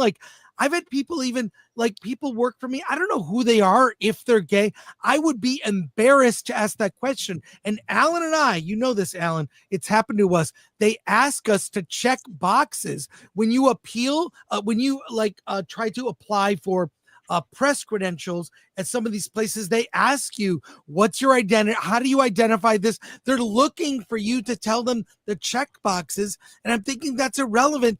And in my experience in the past, So just have Dante fill it out for you. There you go. I should do that. But no. I'm a straight black man, so I'm just as bad as a straight white man. Yeah, you are. But look, even my political opinions are super middle of the road. I'm like a Democrat from the 90s, which is, if you look at the policies, is MAGA. Someone pointed that out. It's all those policies, if you just read them, they're the same as MAGA now. And I'm like, I have strong opinions about things, but I try to not push it. But look, if it comes up in a movie, I'll discuss. Anyways, let's go to comments. Patrick Robinson for $9.99. Speaking of Back to the Future, I saw the musical this past Saturday night. Have to say, left feeling meh. Songs were not very memorable, and the DeLorean effects were the best thing about it. They made a musical? Yes. They did. I hear it's not that great. Thank you for that. That's awesome. Funny and Dark for $1.99. Only here for Elaine. That must be nice, Elaine. Oh, and by the way, I just got a text from Paulie from Latino Slant. They passed on his panel, and then they did a Latinx panel. Oh, I got to show you. He texted it to me. Oh my God. I wish Paulie was here. Where is he? He was. I saw him in the chat. Yeah. Okay. I gotta show. Oh, let's keep going with the Number for two gave us a super. I can't tell what the sticker is, but I'm sure it was lovely. Archer Merchant for $2. I was at LA Comic Con. Would pay to see Film Threat. See. Yes. Here's Paulie sent this to me. It's so they didn't have Paulie do a panel because I invited him on my panel. This is the panel they had, but they didn't have Paulie. Viva la voz Latines in comics, and then they get down to like Latin X/A/O. I don't even. What is all that? It's Latina, Latinx, Latina, and Latino. Boo. Yeah. What the hell is even that? Stupid. I love that meme. So dumb. What the hell is even that? Hate it. Funny and Dark for another $1.99. Only here for Elaine, and then Lord Thoth. Remember, for 35 months, if we do a con together, Lady Thoth and I will go. Shout out. Awesome. Nice. Rossi, my short king for $2. I would protect Badger with my life. Well, at least the lower half of me. Thank you, Badger. Thank you, Rossi. Graph Web for $2. In the name of all that is holy, hashtag cancel Disney Plus. And thank you, Sons and Shadows. Jeff, 5 thank you. memberships. Thanks, Sons and Shadows. Appreciate you. So I just want to thank everyone who supported me. I'm kind of embarrassed. You know, like I said, I don't like to be the center of attention, but thank you so much. Another LA Comic-Con potential controversy was there's an AI Stan Lee as a hologram at LA Comic-Con. I don't know what to say about this. I'm going to bring up a video in a second, but what do you guys think about this? I'm just very surprised. I saw it. It was very weird, man. Very, very weird. You know what it is, and I mentioned this on Slide Scrollers earlier. You know, I don't like saying this word because it sounds kind of feminine, but it gave me the ick, right? like I was looking at it. Something felt so wrong about it, man. It felt wrong because you hear the stories of Stan Lee in his later years and how he might have been taken advantage of by his caretakers. And then when you see this, it's almost like you guys cannot let this man rest in peace. Like, it's almost like they're still working him, even though he's already dead. Like, it felt bad. Like, it didn't feel good. A little bit. Like it's uncouth. Yeah, like it didn't feel considering good. they're working him to the bone, to the bone, up Literally. to the point of him dying. Yeah, like now it's skeletons. Yeah, literally. I'm not even surprised that they would do this. Let me make Terrible. a prediction. And Marvel has the rights to Stan Lee for Marvel movies. He will be in Doomsday. Mark my words. I said in a tweet, mark my words, Stan Lee will appear in a cameo in Avengers Doomsday.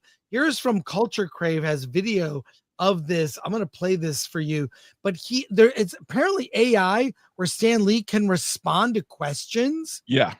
I don't know if we'll play all of this. And you pay for this, of course, between like $10 to $20 or whatever. It was $20. Yeah. You can pay for a photo with AI Stan Lee, or you can probably use Photoshop, but look at this. I'm here today as Hollow Stank to join you at the 2025 Los Angeles Comic Con. For decades, I had the thrill of spinning yarns about heroes and villains in that mighty Marvel manner. But the real heroes have always been you, the fans, whose excitement kept those stories alive. The world may be a little nutty now and then, but as long as we share our stories and imaginations, there will always be room for hope, heart, and heroism. So thank you for keeping the dream alive. Excelsior! What do you think about the X-Men legacy being so tied to the civil rights movement? The X-Men's struggles for equality and acceptance were indeed inspired by the civil rights movement. No, they weren't. He literally said the opposite. Oh my! Wow. So, yeah, He- it's okay. an AI where you can ask questions. When We'll I said play more of this. necrophilia, I meant they fucked him in life and now they are fucking him in death. Like Yeah. that. He has literally Wow. said the exact opposite, that the civil rights movement was the farthest thing from his mind. And he was trying to capture the outcast, the geek, the other, not it's necrophilia. It's No, so, you're it's right. so relatable. X-Men. This is why X-Men might be the most popular thing at Marvel.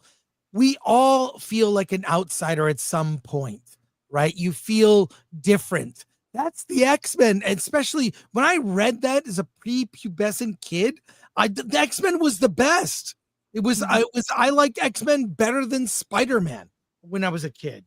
Let's watch more of this. This is real. Oh, go ahead, Steph. I'm sorry. I was gonna say, what's sad about this is that people will take what AI hologram Stanley said and run with it and be like, see, we told you. We told when real life Stanley said the complete opposite. That's They will take AI hologram version Stanley over real life Stanley's words. And that's what makes me upset, is because I know that they'll take this and they'll run with it and be like, yeah, see, Stanley said so from his AI mouth. Like, it's so frustrating. AI Chris Gore loved Terrible. one battle after another, and he doesn't like RRR. I asked it. let's watch more of this. See what else comes up. Lee and the creative team drew parallels between the X-Men's fight for coexistence with humans and the real-world struggles of marginalized communities during that Oh era. no. He Showing would a powerful never. way to address He doesn't even Wow. talk like Stan. No. Oh, let's keep watching. Marginalized communities. This is wrong. Marginalized communities, yeah. Yeah. social issues through storytelling. The X-Men's legacy Social continues to issues through storytelling. Stanley would never, ever have talked like this. inspire and This is the resonate ick. with By the fans way, whoever today. wanted to know what the ick Great was, question, this Larry. feeling that you're feeling is the fucking ick. Yeah. Yeah. Yeah. Another fan named Melissa. She wants to know, if you could pick one superhero who would save the world today, who would that be? Barack Obama. That's a great question, I'm gonna Melissa. say If Spider-Man. I had to pick one superhero to save the world today, I'd have to choose Spider-Man. Okay. He's got the Correct. agility, That's a quick waste. thinking, and web-slinging abilities to swing into action and tackle any challenge. Plus, he's a hero for the people, always putting their safety first.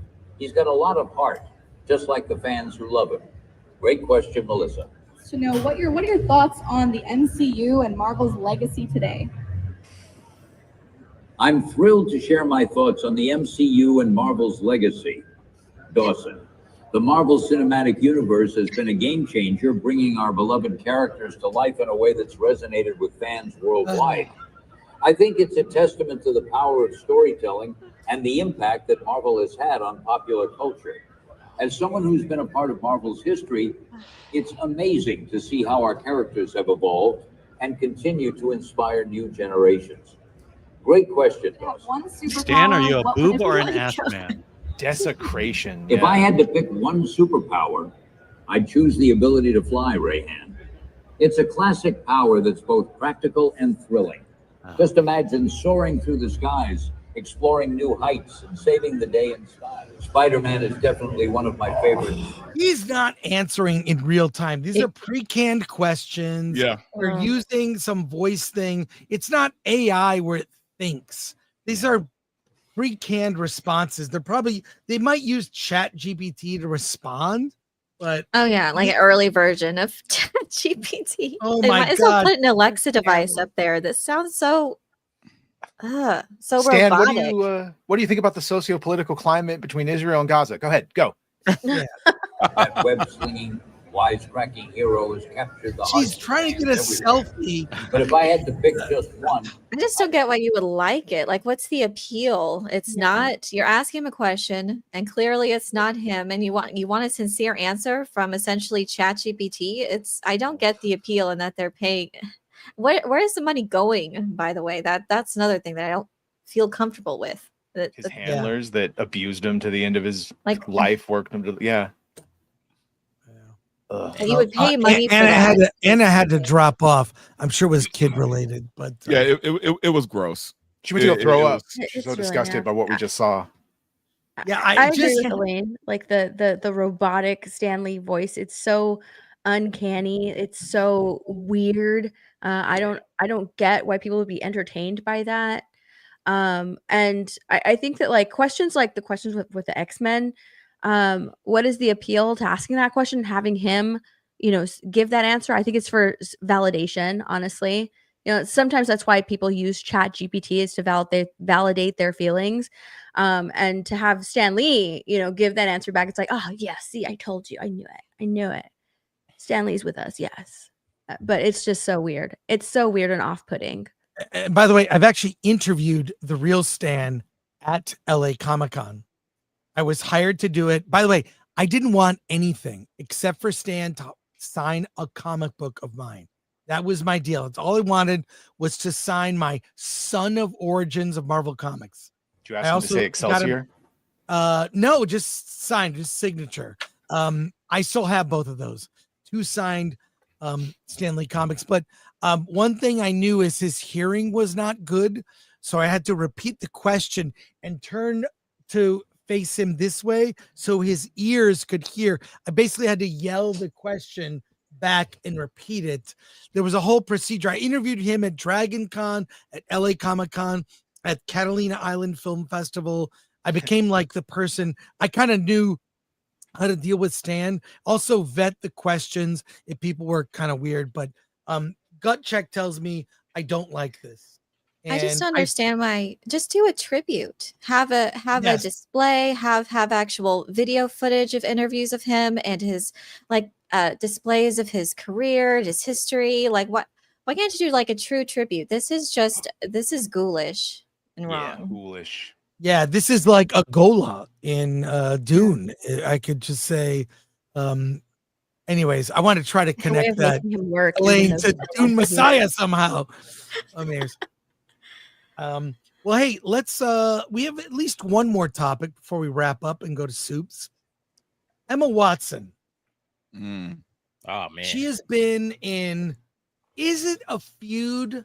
Maybe a one-sided feud, something a bit disappointing about Emma Watson. She has been very critical of J.K. Rowling. And I have a video of her. She was asked recently about J.K. Rowling and what her thoughts were. I'll go to this. It's complicated, and I feel like what's happening is her opinion about J.K. has evolved as the climate around conversation of women's rights has also evolved. So let me just play this and we'll talk about it. I have mean that I can't and don't treasure Joe and the person that I had personal experiences with. I will never believe that one negates the other, and that my experience of that person I don't get to keep and cherish. To come back to our earlier thing, like I just don't think these things are either or. I think she's not saying anything. It's a word salad. She's struggling right now. She's straddling the line here. I'm really trying to follow her line of thinking. Okay, let's complete watching this. That I hope people who don't agree with my opinion will love me, and I hope I can keep loving people who I don't necessarily share the same opinion with.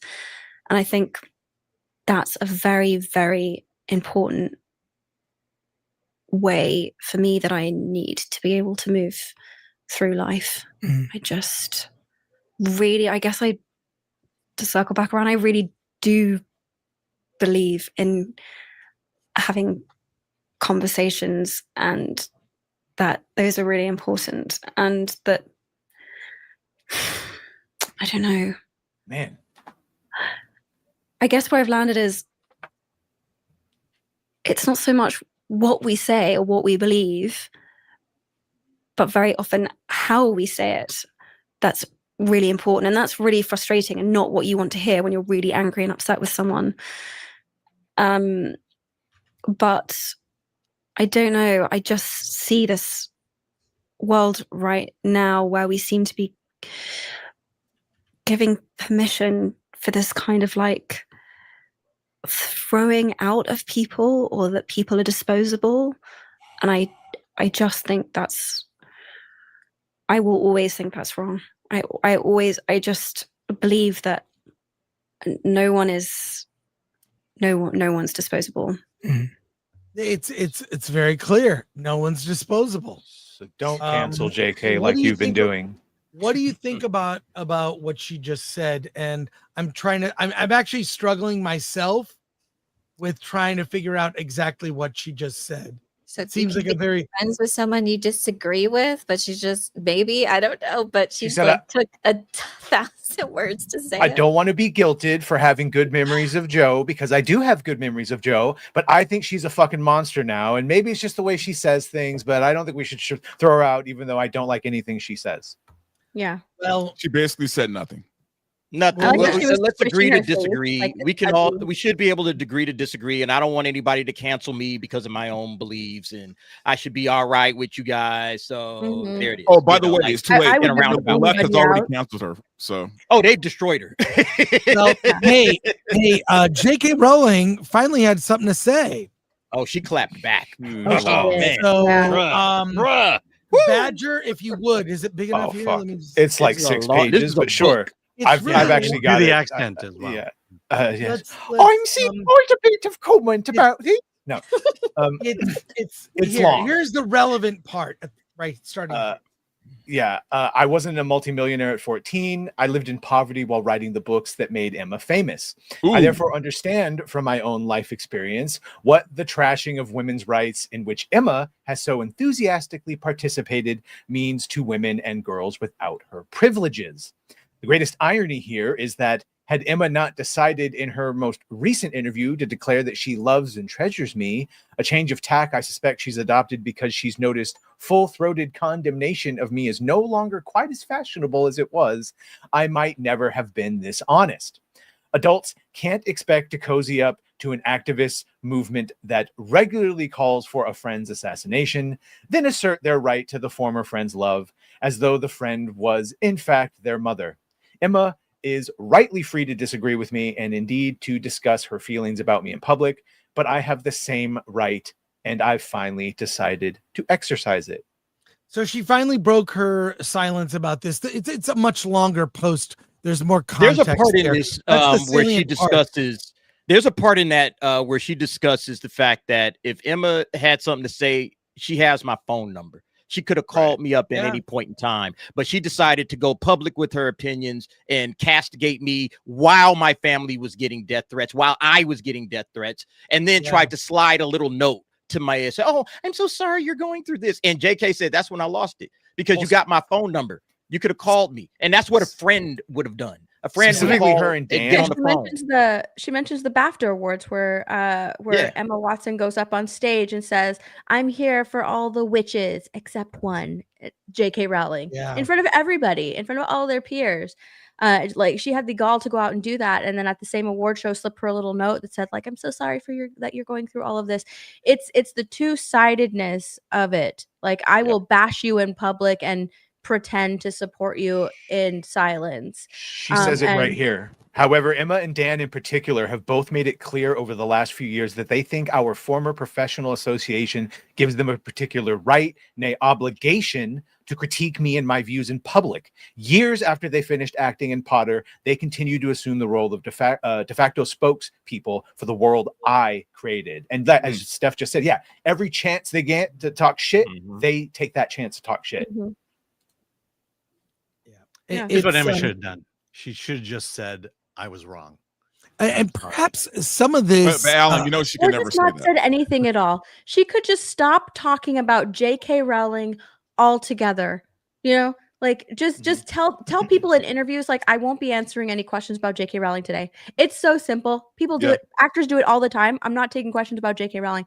Don't even ask me about it. She could just not comment on it, but instead she chooses to comment on it, to bash J.K. Rowling, knowing the type of backlash that she's receiving, knowing the type of threat she's receiving, knowing that she's not being painted in the best light because of her opinions, yet she's just feeding into it. She's feeding into it, and in her own way, saying that it's totally okay to go after J.K. Rowling because she holds these bad opinions, these wrong opinions. So I'm sort of approving it. I'm giving this my stamp of approval that you guys can actually, yes, you can go feed into it. You can go and bash her. It's totally okay. She holds the wrong opinion. So my point.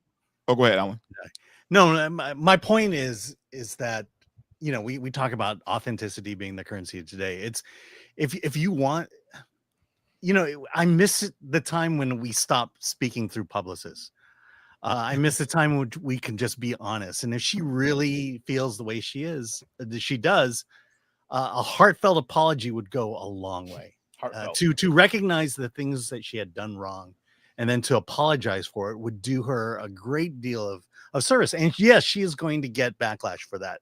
But my question to that is, do you want those people to be your supporters? I don't think she feels that. The narrative going around right now is that, you know, okay, let's say it's good faith, right? Let's say that she has grown up a little bit and she sees the world a little bit different now, right? Maybe she has realized she's made a mistake. The problem with that is she still has not contacted J.K. Rowling directly. Right. She still has not contacted her directly to say any of this. And I think that it's because it's not that she's grown up and has a different opinion. J.K. Rowling even said it in this whole statement that, you know, the reason that she's doing this could be because public sentiment is changing.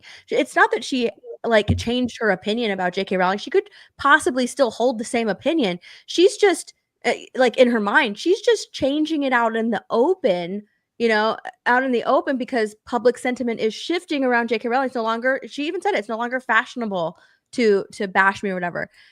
She's changing it according to whatever the public sentiment is.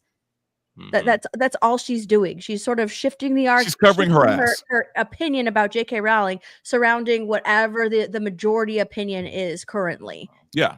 Meanwhile, by the way, saying nothing. I didn't understand a word she was saying in that whole interview. Word salad. She was trying not to offend anybody, I guess. I don't know it, and still, but not saying anything.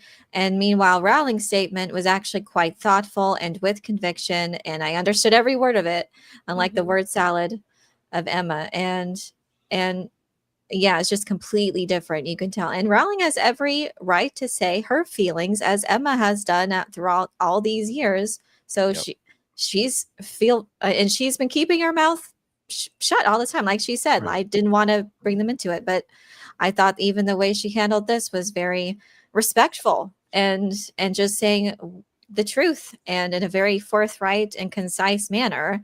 And unlike what Emma's been doing, which is very, very skeezy behind the scenes. Like, if you really felt this way about J.K. Rowling, then you should have been sincere. Like, it's not sincere to just say one thing in public and then behind the scenes secretly support her, especially when all of this horrible things and threats were being thrown her way that she helped contribute to. So one thing I recommend is that everybody actually read the whole thing, because there was one part that I really loved, man, where JK talked about how Emma has never been poor. She has never been poor. She has been rich since she was a kid because of J.K. Rowling, right? And J.K. talked about how she was poor. You know, she had to go to shelters. She had to do all these things while writing Harry Potter, right? She had to live a life, like a real life, before, she even got any kind of money for Harry Potter, right? Emma has always had security guards wherever she went. She's never had to worry about men invading women's spaces because there's always a personal security guard wherever Emma goes with her. So she never has to worry for her safety. Yeah. So her perspective is all off. I think part of making the TV version of Harry Potter is to replace somebody's. She's trying to erase, she's gonna try to erase them dudes. The memory of the movie. Yeah, I think she's invested in. We missed the best line. What? Like other people, Like other people who've never experienced adult life, uncushioned by wealth and fame, Emma has so little experience of real life, she's ignorant of how ignorant she is. I I was love just that about to line. say That that is a line. That's my bar. favorite line. Sorry, of that's the whole- that was the best soundbite. Yeah, that was Yeah. Ignorant. That was the about mic drop right is. there. Yes. Bruh. So they're not J.K. friends. Rowling, if you on her bad side, apologize. Get over there and apologize before she writes a tweet on you. She'll destroy you in a tweet, man.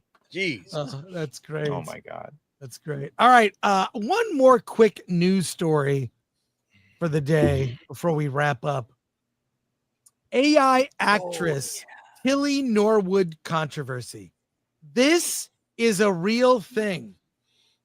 This is from Deadline. There are notes for this story, I believe.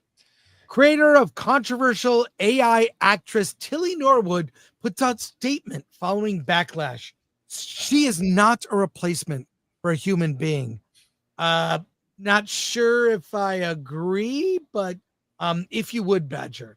Aline van der Velden, actress, comedian, and CEO of AI production company Particle 6, issued a statement defending her creation, AI actress Tilly Norwood, after news that talent agents wanted to sign the AI character triggered fierce backlash. To those who have expressed anger over the creation of my AI character, Tilly Norwood, she is not a replacement for a human being, but a creative work, a piece of art. Van der Velden wrote, emphasizing that the project was about imagination, not substitution. Like many forms of art before her, she sparks conversation, and that in itself shows the power of creativity. Van der Velden compared AI to other technological innovations in entertainment. I see AI not as a replacement for people, but as a new tool, a new paintbrush, just as animation, puppetry, or CGI opened fresh possibilities without taking away from live acting. AI offers another way to imagine and build stories. She argued that AI characters should be judged within their own artistic genre. Each form of art has its place, and each can be valued for what it uniquely brings. I hope we can welcome AI as part of the wider artistic family, one more way to express ourselves alongside theater, film, painting, music, and countless others. Controversy erupted after a Zurich Summit panel revealed talent agencies were considering signing Tilly Norwood, prompting criticism from actors, including Melissa Barrera, Kiersey Clemens, and Toni Collette, some even calling for boycotts of agencies representing AI talent. Despite the backlash, van der Velden maintained that creating Tilly was an act of imagination and craftsmanship, and she hopes audiences will see AI as a new form of storytelling rather than a threat to human performance. It is utterly ridiculous to sign an AI talent. This is a joke. This is a Black Mirror episode in real life. And if you work for a talent agency that hires an AI actor, leave that agency. This is a bridge too far. It's a joke. It's a joke. She has a popular Instagram. When have you heard of any of that ever translating to someone, a talent in movies and TV? That never happens. From social media currency to real, like acting or TV shows and movies, never works. This is bizarre. What do you guys think? I want to know what It's Tilly problematic thinks. with actors and actresses. Alan, I mean, she's the only one left out of this discussion, for crying out loud. So yeah, what does Tilly think? Oh my Don't God. tell Sean Penn. My Justine Bateman. Have you heard his comments? No, what did Sean Penn say? I'll put it in the chat. Oh, okay. It's weird. What do you guys think of this? I think it's an absolute. This is a joke. I'm gonna bring this up here, but yeah. What do you guys think? I think all of those popular Instagram accounts of like the fake AI people are already weird, you know. Right. But to sign an AI actress, that's so like, what are you making? What are you creating that you would hire What an are AI you actress? signing? I know. Yeah, you're not really signing. You're signing the creators, but it's so odd to me. But yeah, it's like, well, I get the idea behind it. Like maybe we could control this one AI actress so they don't bring us any problems, but it's just so weird. It's so odd that Hollywood lawyers would do this. I really think they're going to be ways that AI will be used. It's all financial. The more they can screw over writers, actors, people in entertainment are making less and less money. It's just the reality. If you read this, Badger, this is sure. Yeah. Sean Penn says, so you want my scans and voice data and all that? Here's what I think is fair. I want your daughters because I want to create a virtual replica of her and invite my friends over to do whatever we want in a virtual party right now. That's a weird comment that he would What? say, but Well, I there mean, you go. it points to the personal nature of it. You know, if Yeah. you want me, why not? Why? Yeah, you but know? art is also what's David Ayer when he was asked what's it like making movies in Hollywood, and he said it's like watching someone you love be fucked by someone you hate. Like your movie, your product, your script, then changed. And like, I get it. It's all personal, but bro, your likeness is already out there. Yeah. Um, But there's still protections on that. Look, sure. Make But the still, Black Sean Mirror Penn is episode. Sorry, Elaine. It's over. What'd you say? I said, but still, that was weird of Sean Penn. Yeah, no, Sean Penn's a weird dude. The Like, more you hear him like, talk, Weird yeah. But on the flip Wait- side, we're also seeing like women, like real women, pretend to be or electronic personas, and it's weird. We're seeing this now too. We have if you want to see like her talent, I have her reel here. Do we want to watch Tilly Norwood? Would you sign this actress? This is a reel of what she's capable of. It's I gotta say, this could change your mind. So let me bring it up on screen for all of us to watch. Here we go. You ready? Tilly Norwood reel. This is her acting. She's intense on a phone. There's no sound. Why is there no sound? Because she's not real. She's running. She's in a car. It looks like some British period drama. Is there no audio? Is there no audio? Oh, no, it's on. Well, you got to cast whoever voice you want. That's just the skin that you'd be using. Oh, okay. This is so weird, man. That is weird. Weird. No audio. I think this is a terrible idea, and I think the next few years are going to be wild. This is, in terms of AI, this is going to be maybe one of the least weird stories, but stupid is kind of Hollywood's specialty when it comes to business decisions, because this will just further contribute to the industry imploding. So there you go. All right, let's go to Soups and final comments for today's show. Mumblewick for 10. What's your sign? I like the Virgo. stop sign personally. Virgo. Anyone else? Libra. Libra. Oh, Aries. Libra. Aquarius. Alan, Steph, anyone else? I don't know. Oh, I said Libra. Yeah.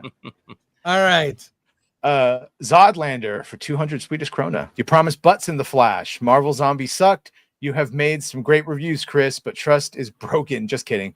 It's just that we have different tastes, and that's fine. Give me the truth and give it to me raw and That's wriggling. fair. Yeah, that's fair. That's fine. Marvel Zombies. I didn't say it was great. It would have been great if they changed The who cast? They focused on. The cast. Mhm. Yeah. But I thought it was very comic booky, and I can't deny I enjoyed it.